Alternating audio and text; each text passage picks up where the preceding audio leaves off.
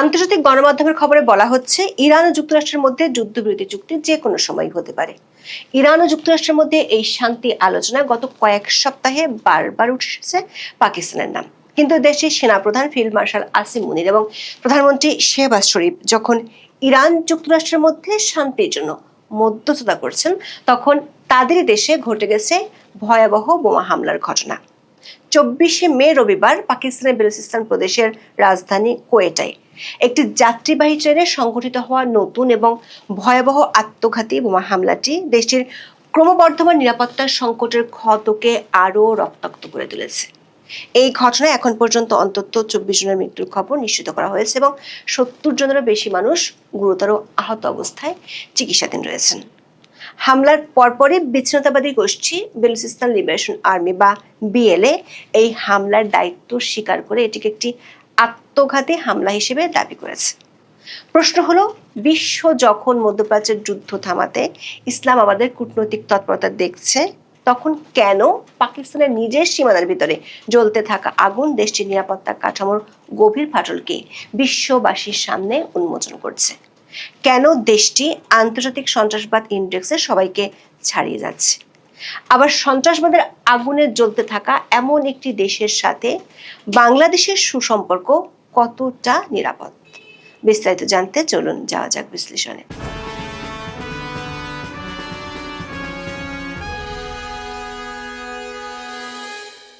পাকিস্তান সেনাবাহিনীর প্রধান আসিম মুনির এবং তার সফরসঙ্গী প্রতিনিধি দল শুক্রবার সন্ধ্যায় তেহরানে পৌঁছেছেন। সেখানে তাকে স্বাগত জানান ইরানের স্বরাষ্ট্রমন্ত্রী ইস্কান্দার মোমিনি। উদ্দেশ্য ইরান ও যুক্তরাষ্ট্রের মধ্যে শান্তির চুক্তিতে মধ্যস্থতা করা। ভারতে বসে মার্কিন পররাষ্ট্রমন্ত্রী মার্কো রুবিও একটি সুখবরের ইঙ্গিত দিয়ে রেখেছেন, ইরান ও যুক্তরাষ্ট্রের মধ্যে শান্তি চুক্তি হওয়ার পথে। কিন্তু এই খবর যখন রুবিও দিচ্ছিলেন, তখন পাকিস্তানের দক্ষিণ পশ্চিমাঞ্চলের প্রদেশ বেলুচিস্তানে সামরিক বাহিনীর সদস্যদের বহনকারী একটি ট্রেন লক্ষ্য করে চালানো হামলায় অন্তত 24 জন নিহত হয়েছেন। আজ রোববার পাকিস্তানের প্রাদেশিক রাজধানী কোয়েটায় এই হামলার ঘটনা ঘটে। এতে 70 জনের বেশি মানুষ আহত হয়েছেন। এই শাটল ট্রেনটি মূলত দীর্ঘ দূরত্বের যাত্রীবাহী জাফর এক্সপ্রেসের সাথে সংযোগ স্থাপনের জন্য সেনা সদস্য, তাদের পরিবার এবং বেসামরিক নাগরিকদের কোয়েটা ক্যান্টনমেন্ট থেকে পরিবহন করছিল। বিস্ফোরণের তীব্রতায় ট্রেনের ইঞ্জিন এবং 3টি বগি লাইনচ্যুত হয় এবং 2টি বগি সম্পূর্ণ উল্টে যায়। পাকিস্তানের এক সরকারি কর্মকর্তা এএফপিকে জানান, নিহতদের মধ্যে বেশ কয়েকজন সেনা সদস্য রয়েছেন। ওই কর্মকর্তা এএফপিকে জানান, সেনা সদস্য এবং তাদের পরিবারের সদস্যদের নিয়ে ট্রেনটি কোয়েটা থেকে পাকিস্তানের উত্তর পশ্চিমাঞ্চলের শহর পেশোয়ারের দিকে যাচ্ছিল। পাকিস্তানের নিরাপত্তা ব্যবস্থা ও দেশের অভ্যন্তরীণ রাজনীতি নিয়ে যারা খোঁজ খবর রাখেন, তারা বলছেন আজকের এই ট্র্যাজেডি কোনো আকস্মিক বা বিচ্ছিন্ন ঘটনা নয়। এটি মূলত পাকিস্তান নামক রাষ্ট্রটির দীর্ঘস্থায়ী নীতিগত অবক্ষয়, সীমান্ত নিয়ন্ত্রণহীনতা এবং চরমপন্থী গোষ্ঠীগুলোর ক্রমবর্ধমান শক্তিশালী হওয়ার এক ভয়াবহ ধারাবাহিকতা মাত্র। Institute for economics and piece বা আইইপি এর প্রকাশিত 2026 সালের গ্লোবাল টেররিজম ইন্ডেক্সের বার্ষিক প্রতিবেদনটি পাকিস্তানের জন্য এক ঐতিহাসিক এবং নজিরবিহীন সতর্কবার্তা দিচ্ছে। এই সূচকের ইতিহাসে প্রথমবারের মতো পাকিস্তান বৈশ্বিকভাবে সন্ত্রাসবাদে সবচেয়ে বেশি ক্ষতিগ্রস্ত দেশ হিসেবে প্রথম স্থান দখল করেছে, যা এর আগে 2 বছর ধরে ধারাবাহিকভাবে আফ্রিকার বুর্কিনা ফাসোর দখলে ছিল। 2025 সাল জুড়ে পাকিস্তানের সন্ত্রাসী তৎপরতা এক ভয়াবহ রূপ নিয়েছিল। এই এক বছরে দেশটিতে 1045টি সন্ত্রাসী হামলায় 1139 জন মানুষ প্রাণ হারায়, যা 2013 সালের পর দেশের ইতিহাসের সবচেয়ে রক্তক্ষয়ী ও সবচেয়ে বেশি প্রাণঘাতী বছর হিসেবে রেকর্ড করা হয়েছে। এই সূচকে দেখা যাচ্ছে 2025 সালে পাকিস্তানে বিশ্বের একমাত্র দেশ যেখানে সামগ্রিক নিরাপত্তা পরিস্থিতির সবচেয়ে দ্রুত অবনতি ঘটেছে। সবচেয়ে উদ্বেগজনক বিষয় হলো দেশটিতে জিম্মি করার ঘটনা ব্যাপকভাবে বেড়েছে। 2024 সালে দেশটিতে 101 জন জিম্মি হওয়ার ঘটনা ঘটেছিল। 2025 সালে এসে সেটি হয়ে গেছে 655 জনের। মূলত খাইবার পাখতুনখোয়া এবং বেলুচিস্তানের দীর্ঘদিনের অস্থিতিশীল এবং শাসনহীন সীমান্ত এলাকায় এই ধ্বংসাত্মক তৎপরতার প্রধান প্রজনন ক্ষেত্র হিসেবে কাজ করছে। দর্শক, পাকিস্তানে বর্তমানে যে আত্মঘাতী বোমা হামলা এবং প্রাতিষ্ঠানিক সন্ত্রাসবাদের জোয়ার দেখা যাচ্ছে, তার বীজ রোপিত হয়েছিল মূলত ভূ রাজনৈতিক স্বার্থ এবং রাষ্ট্রীয় মহাদর্শিক পরীক্ষা নিরীক্ষার মধ্য দিয়ে। এটি বুঝতে হলে তিনটি প্রধান ঐতিহাসিক মোড়কে বিশ্লেষণ করা দরকার, যার প্রথমটির সাথে বাংলাদেশের জন্মের সম্পর্ক আছে। মানে 1971 সালে বাংলাদেশের কাছে পরাজিত হওয়ার পর দেশটি যে ট্রমার মধ্যে পড়েছিল সে শোক ভুলতে গিয়ে ধীরে ধীরে জঙ্গিবাদে জড়িয়ে পড়ে তারা।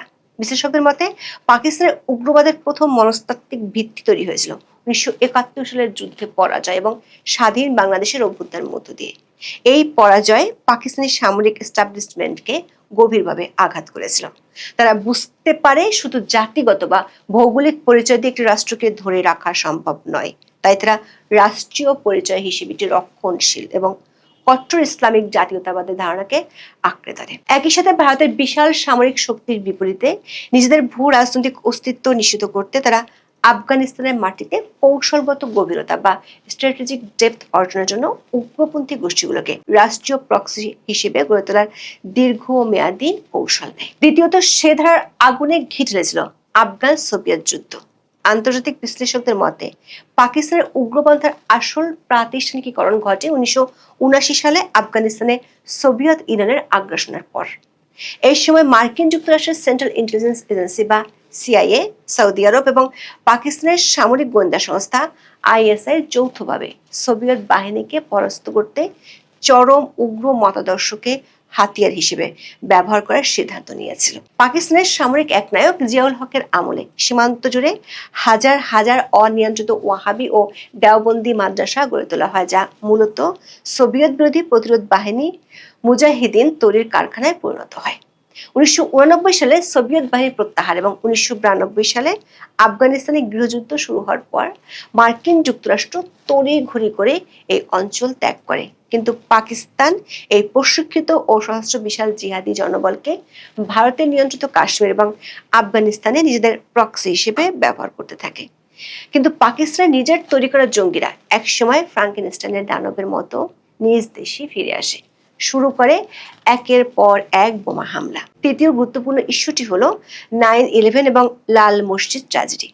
2001 সালের 11 সেপ্টেম্বরের পর মার্কিন যুক্তরাষ্ট্রের চরম কূটনৈতিক চাপে পাকিস্তানের তৎকালীন প্রেসিডেন্ট জেনারেল পারভেজ মোশাররফ আল কায়দা বিরোধী যুদ্ধে আমেরিকার পক্ষে যোগ দিতে বাধ্য হন। পাকিস্তানের উপজাতীয় অঞ্চলে আশ্রয় নেওয়া বিদেশি চরমপন্থীদের দমনে সামরিক অভিযান শুরু হলে তা স্থানীয় পশতুন উপজাতিদের ক্ষুব্ধ করে এবং তারা পাকিস্তান রাষ্ট্রের বিরুদ্ধে অস্ত্র তুলে নেয়। তবে এই ক্ষোভকে সবচেয়ে উগ্র রূপ দেয় 2007 সালের জুলাই মাসে ইসলামাবাদের লাল মসজিদ সামরিক অভিযান। লাল মসজিদের চরমপন্থী শিক্ষার্থীরা এবং মিলিশিয়ারা রাজধানীতে নিজস্ব শরিয়া আইন চালুর দাবি জানিয়ে সহিংসতা শুরু করলে পাকিস্তানের কমান্ডোরা সেখানে একটি রক্তক্ষয়ী অভিযান চালায়, যাতে 100 জনের বেশি মানুষ নিহত হয়। এই লাল মসজিদ অভিযানকে চরমপন্থী গোষ্ঠীগুলো তাদের মূল ভূখণ্ডের জিহাদ ঘোষণার প্রধান অনুঘটক হিসেবে ব্যবহার করেছিল। এই অভিযানের পরপরই দেশে আত্মঘাতী বোমা হামলার জোয়ার শুরু হয় এবং 2007 সালের ডিসেম্বরে তেহরিকে তালেবান পাকিস্তান বা টিটিপি গঠিত হয়। দর্শক, পাকিস্তানের চরমপন্থী গোষ্ঠীগুলো বছরের পর বছর ধরে তাদের হামলার ধরন বদলে ফেলেছে, যা আজ অত্যন্ত সুসংগঠিত এবং প্রযুক্তিগতভাবে উন্নত রূপ নিয়েছে। লাল মসজিদ অভিযানের পর 2007 সালে 60টি এবং 2008 সালে 67টি ব্যাপক আত্মঘাতী হামলা দেশটিতে নজিরবিহীন ভয়ের রাজত্ব কায়েম করেছিল। দেশের ইতিহাসের সবচেয়ে হৃদয় বিদারক ও রক্তক্ষয়ী হামলাটি ঘটেছিল 2014 সালের 16 ডিসেম্বর পেশোয়ারের আর্মি পাবলিক স্কুলে। 6 জন ভারী অস্ত্রসজ্জে সজ্জিত টিটিপি জঙ্গি সামরিক পোশাকে স্কুলটিতে ঢুকে নির্বিচারে গুলি চালিয়ে 149 জন মানুষকে নির্মমভাবে হত্যা করেছিল, যাদের মধ্যে 133 জন ছিল নিষ্পাপ স্কুল শিক্ষার্থী। এই ট্র্যাজেডি পুরো দেশকে নাড়া দেয় এবং রাজনৈতিক দলগুলো সামরিক বাহিনীর সাথে মিলে একটি ন্যাশনাল অ্যাকশন প্ল্যান বা ন্যাপ এবং সামরিক আদালত গঠন করতে বাধ্য হয়। সাম্প্রতিক বছরগুলোতে হামলার ধরনে আরো একটি বড় পরিবর্তন লক্ষ্য করা গেছে।